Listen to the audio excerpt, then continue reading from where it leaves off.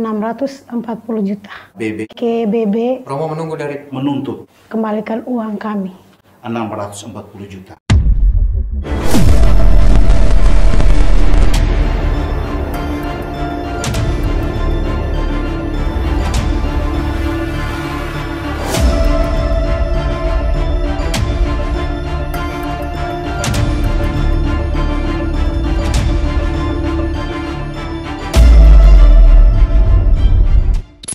Oke Romo, selamat sore. Selamat sore Pak Ter.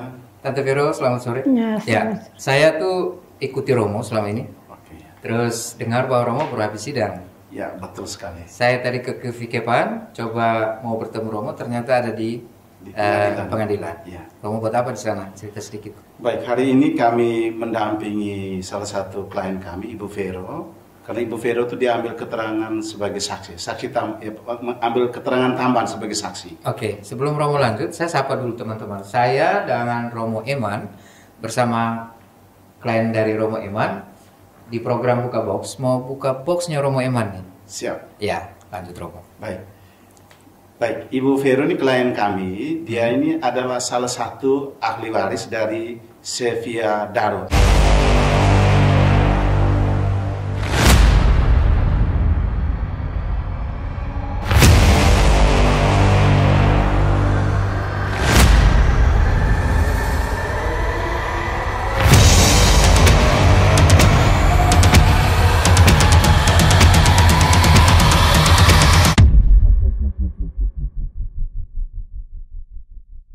Almarhum. Ya, yang di postingan sebelumnya podcast. Korban pesawat Sriwijaya Air itu ya. Ya.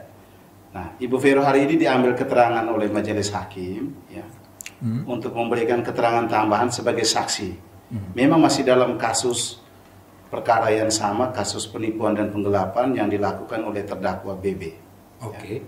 Ya. Dalam kasus ini nih kan yang menjadi saksi pelapor adalah salah satu ahli waris, saudara dari Vero yaitu Don Bosco Ruli. Ya. Ya. Yang ada di postingan sebelumnya. Postingan sebelumnya.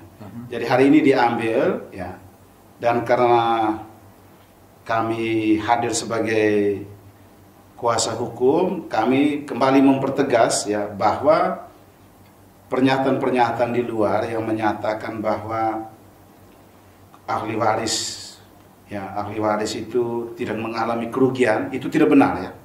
Ya. Karena tadi di dalam persidangan ya, perkara nomor 58 itu pidana tadi, di dalam persidangan di hadapan majelis hakim, saudari kami ya, Vero ini klien kami itu mengatakan dengan lantang bahwa saya merasa dirugikan oleh terdakwa BB dan saya menuntut hak saya sebesar 640 juta. Demikian ya tadi? Ya, betul. Seperti itu. Jadi Tante Vero baru juga selesai dengan persidangan. Iya. Bisa cerita sedikit kan tadi Bagaimana? persidangan? Tante Vero katakan bahwa memang merasa ditipu. Iya, merasa ditipu oleh BB. Saya datang ke sini untuk tambahan sedikit, menuntut hak-haknya kami, harus kami dapatkan. Oke. Don Bosco dan Bapak kami Siskila. Oke. Lalu? Ya, yang kerugian yang kami dapatkan itu kan dari 640 juta.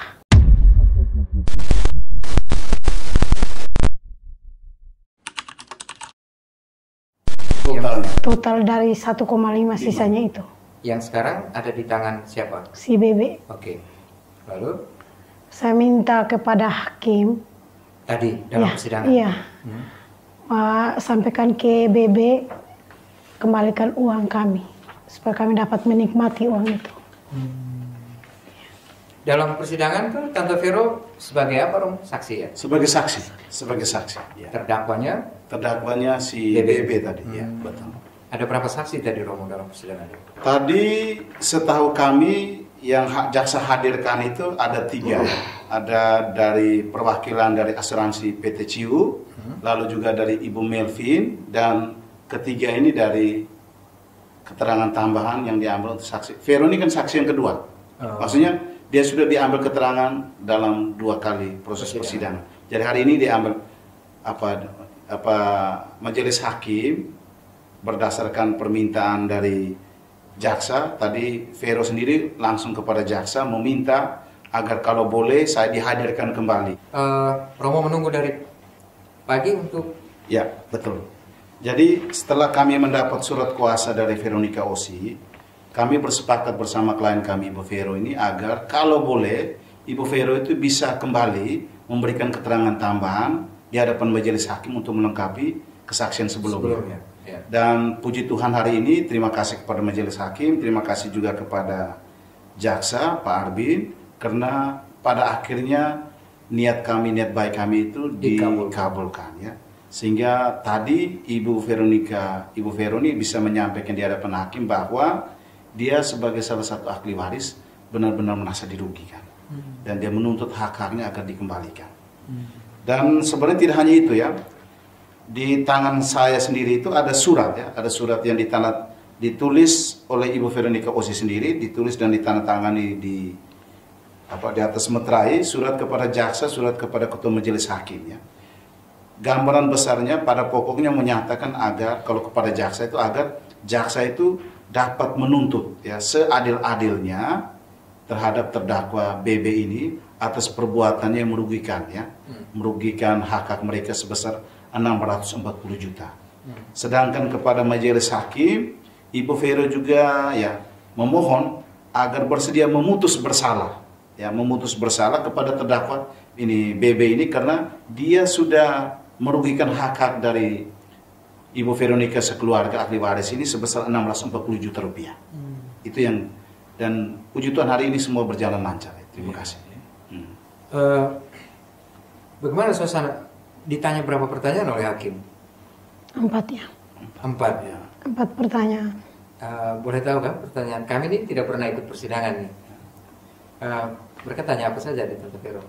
Salah satu pertanyaan. Ya awalnya ini kan ada tambahan. Tambahan itu masukan dari saya mau menuntutkan hak ya kami ahli waris. Yang kami rasa dirugikan itu kan dari total senilai uang 640 juta itu dikembalikan ke ahli waris supaya kami dapat menikmati lagi. Ya kalau secara umum Ibu Vero hanya meminta agar saudara BB ini bisa mengembalikan uang mereka. Ya, karena gambaran besarnya kan begini kan, ada uang 1,5 miliar ini. Lalu karena ada surat kuasa di mana di situ Bapak Kanis ya, betul. Bapak Kanis memberikan kuasa kepada terdakwa BB ini, akhirnya seluruh proses keuangan itu diatur oleh BB. Ini hal yang sebenarnya keliru atau tidak tepat. Kenapa? Karena baik Bapak Kanis Yuskila, Don Bosco Ruli maupun Veronica Osi ini adalah orang-orang yang sudah cukup umur, orang-orang dewasa yang sah kalau dalam melakukan perbuatan hukum. Jadi mereka sebenarnya tidak perlu didampingi kalau hanya untuk mencairkan uang 1,5. Tetapi saya sendiri tidak tahu prosesnya bagaimana. Lalu ada pihak lain, pihak ketiga ini yang bisa memperoleh tanda tangannya Bapak Kanis Yuskila dan berdasarkan surat kuasa itu dia pergi ya mengurus dan menguasai uang ini ya. Ya. Sehingga kalau tidak salah kan Ibu Vero sendiri kan katakan dari 1,5 kan hanya dapat 100 ya? Iya betul sekali. Kalau ini Don Bosco dapat berapa? Ya setahunya saya 16 juta. 16 juta. Sementara kalau Bapak sendiri kan Yuskila 116. Kita lihat kan ini. Jadi menurut ya karena proses ini sementara berlanjut berdasarkan laporan dari Don Bosco, memang ada dugaan penipuan dan penggelapan di situ ya. Penipuan dan penggelapan. Sehingga kalau dugaan ini ya diproses dan dapat dibuktikan, maka perjanjian apapun yang dibuat sebelumnya antara Bapak Kanis dan si terdakwa BB ini itu batal demi hukum ya, bukan lagi dapat dibatalkan tapi batal demi hukum karena dia melanggar kausa halal dalam sebuah perjanjian ya. Memang sebelumnya juga kita katakan bahwa kan namanya sebuah perjanjian untuk sah itu kan ada 4 ya. Adanya kesepakatan dibuat oleh orang yang cakap hukum, dewasa, tidak dapat dibawa perwalian, pengampuan. Lalu yang ketiga ada sebab tertentu, ya hal tertentu yang mengenai objek dan ada kausa halal. Jadi dalam kasus ini soal pertama mengenai kesepakatan saja itu sudah, kalau saya pribadi itu sudah meragukan ya. Saya ragukan itu karena menurut saya sini ada unsur penipuan. Kesepakatan itu kan tidak boleh ada penipuan, tidak boleh ada paksaan, dan tidak boleh ada kekeliruan. Itu 3 hal itu harus ada, baru bisa dikatakan kesepakatan. Saya melihat di sini ada dugaan ada unsur penipuan di situ. Dan karena itulah puji Tuhan bahwa proses ini bisa terjadi ya. Proses peradilan ini memang hakim yang akan memutuskan ya. Tetapi bagi saya adalah hak dari para ahli waris korban, Sevia Daroni, baik Bapak Kanis, Don Bosco maupun Vero, untuk menuntut ya, untuk melaporkan orang yang menurut mereka diduga melakukan penipuan dan penggelapan. Dan saya merasa bahwa Vero cukup yakin bahwa dia dirugikan ya, bahwa Vero dirugikan. Iya, yakin sekali. Yakin sekali. Berarti Tante Vero, Don, sama Bapak Kanis Australia. Iya. Oke, masih ada Romo yang mau ini lagi? Saya sendiri merasa gembira karena pertama dalam proses ini Vero akhirnya berhasil ya, bukan berhasil disadarkan, tetapi lebih tepatnya itu Vero pada akhirnya itu memiliki kemampuan untuk memperjuangkan hak-haknya. Itu bagi saya satu nilai utama yang betul-betul memberikan kepuasan kepada saya sebagai seorang penerima kuasa, bahwa Vero akhirnya bisa berjuang dan kami bisa membantu Vero. Iya. Tante Vero mau ngomong sesuatu? Mungkin terima kasih. Terima kasih atau apalah dari Tante Vero? Ya, dari pribadinya saya berterima kasih banyak kepada Romo Eman bersama Pak Simon yang telah mendampingi saya ini hari. Dari pagi sampai sore. Akhirnya kami hadir sidang. Setelah itu kami pulang. Ya, itu saya mengucapkan terima kasih banyak, dan juga Pak Danto dengan Ibu Eve. Ya. Dari kantor pengacara Danto dan Tommy, saya juga mengucapkan terima kasih dengan atas bantuan mereka juga. Saya bisa maksudnya saya bisa ini hari bangkit kembali. Semangatnya saya. Tante Vero merasa lebih plong sekarang. Iya. Minum kopi dulu supaya tambah plong. Semangat. Ada lagi pesan yang Tante Vero mau sampaikan? Mungkin kepada banyak orang dengan kasus ini supaya lebih berhati-hati mungkin, atau apa? Di rumusnya. Kayak mungkin.